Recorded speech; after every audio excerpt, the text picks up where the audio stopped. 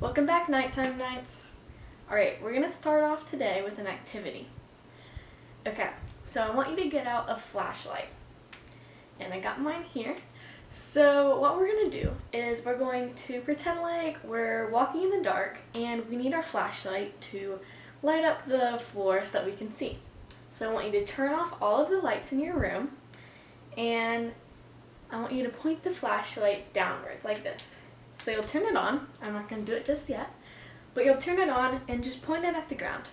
So first I want you to look down, look at everything that you can see with the flashlight on. But then, and here's the important part, I want you to look up. And just look up and see how much light is going onto the ceiling. All right, ready, set, go.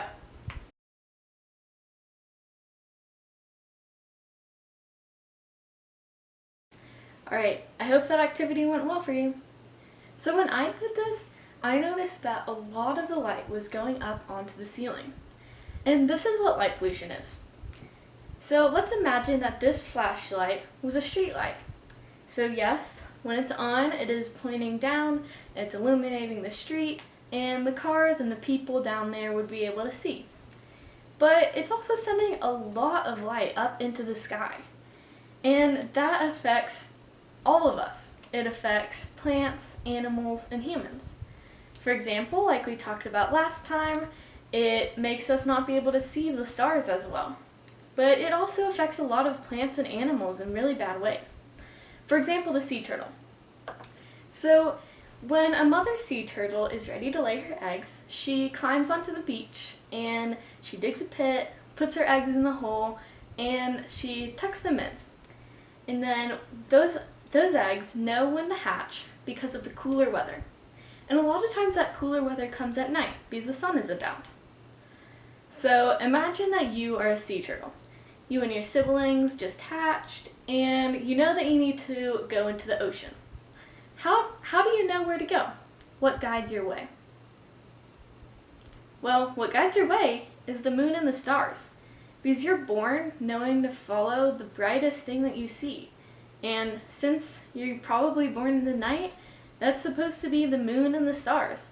So you see the moon and the stars reflected on the ocean, and you crawl your way into the ocean, and you go live your life. But think about that activity that we just did. So imagine that our flashlight was a street light right next to the beach. And you and your sea turtle siblings, you might see that light on the street right next to the beach, and you might confuse it with the moon. So how do we make sure that those sea turtles aren't able to confuse streetlights with the moon? How do we keep them safe?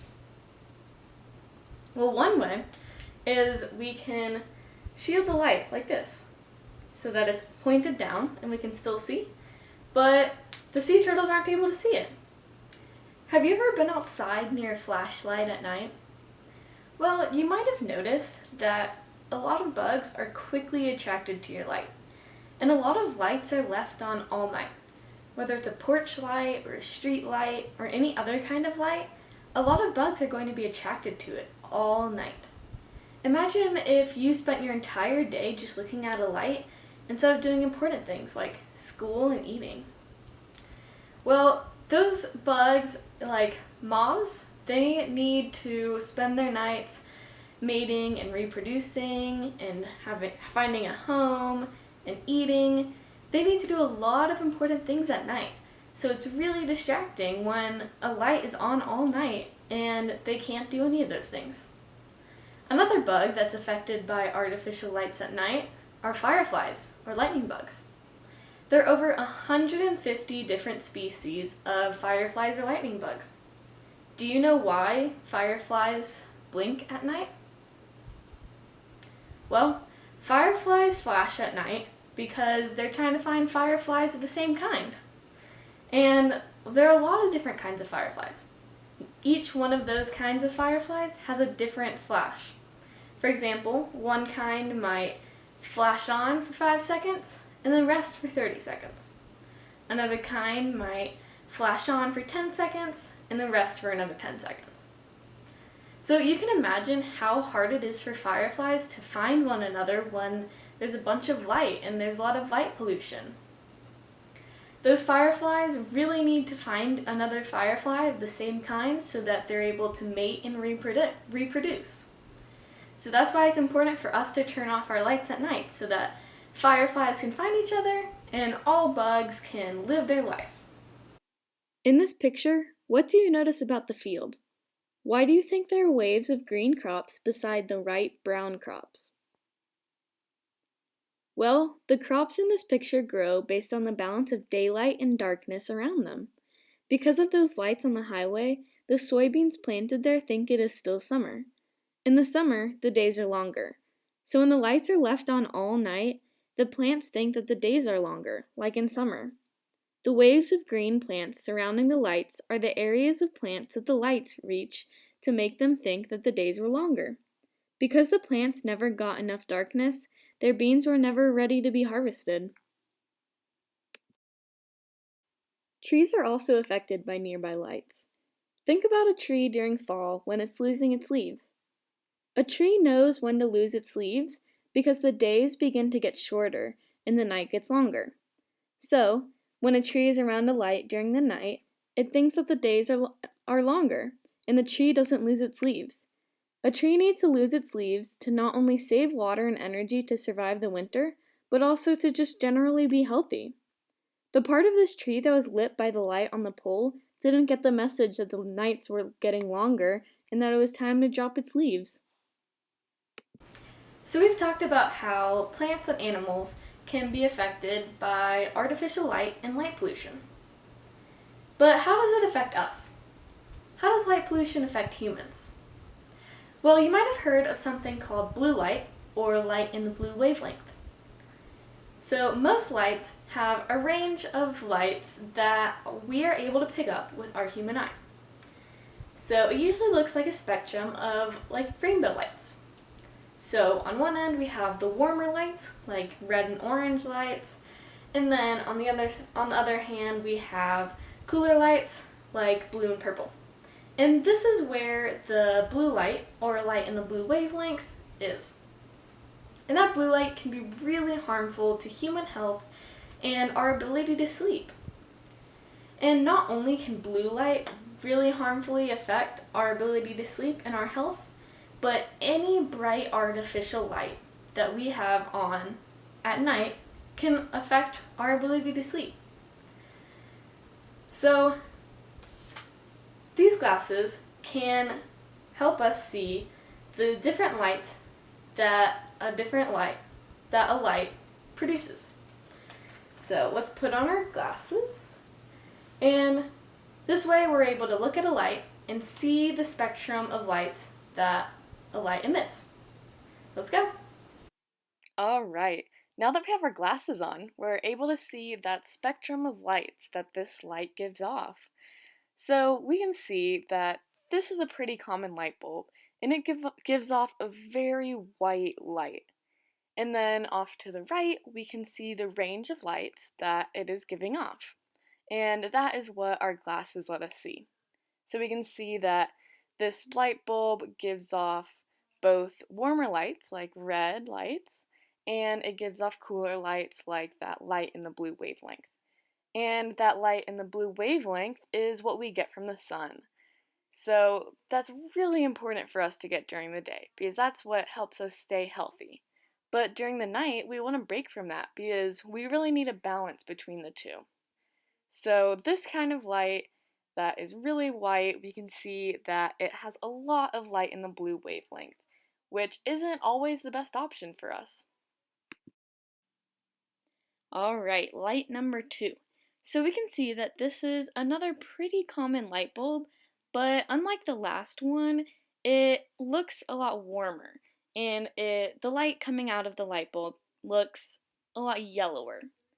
So if we look over at the spectrum of lights to the right, we can see that it is indeed a lot more red than blue. And this is a lot better than the last one, but I still think that we can do better because it's less blue than the last one, but there's still some blue there. So let's look at a couple of other ones. Alright, next light. So this light is called a bug light. And it's called a bug light because it is specifically designed to help any animals, plants, or bugs that it's near. So the human eye is designed to take in a lot of light in the blue wavelength. So our eye takes in a lot of light in the blue wavelength, just like a bug's eye. And a bug's eye is built in a very different way, but one thing that is similar to us is that they take in a lot of light in the blue wavelength. So if we have a light like this, and we can see from that spectrum of the lights that there's no light in the blue wavelength coming out of this bug light. And that's really good because not only are we protecting ourselves, but we're also protecting animals and bugs that it's near. So we really need that light in the blue wavelength during the day, but if we have a light similar to this one that has very little blue light, then we're able to keep our balance and stay safe during the night and healthy. Whoa, that's a really white light. So this light is coming from the flashlight of a phone. And this kind of light comes from a lot of different devices. And if we look at that spectrum on the side, we can see that it pretty much has every color in the rainbow. And we can see that it has especially a lot of light in the blue wavelength. So think about what we've talked about light in the blue wavelength. Alright, let's look at one more. Alright, this is the last light we're going to look at before we take off our glasses. So this is the screen of a phone. And this is pretty much what we're looking at every time we look at an electronic. So if we look at that spectrum, we can see that there are a lot of different lights. But there's especially a lot of light in the blue wavelength. And it is always a good idea to limit light in the blue wavelength before we go to bed, but sometimes that isn't possible. So there are blue light glasses that we can get to help with this, and there's a bunch of different things that we can do to help limit our light in the blue wavelength that we get after dark. What are your daily routines? What are things that you do every single day? Well, while we all have different things we do every day, most of us do the same thing. We sleep during the night and we work and play during the day. Well, the things that kind of guide us through the day are light and dark. So it is important to have a balance of light and dark. Just like at night, we need the darkness and we don't want to have blue light on. During the day, it's really important to go out into the sun and soak in all of that light. So the sun and the darkness are really important to our daily routines. And the fancy name for this routine is the circadian rhythm. And this is the rhythm that keeps us balanced between sleeping and being awake. So now let's talk about how blue light affects that. So take a minute and just kind of recap in your mind what light in the blue wavelength or blue light is.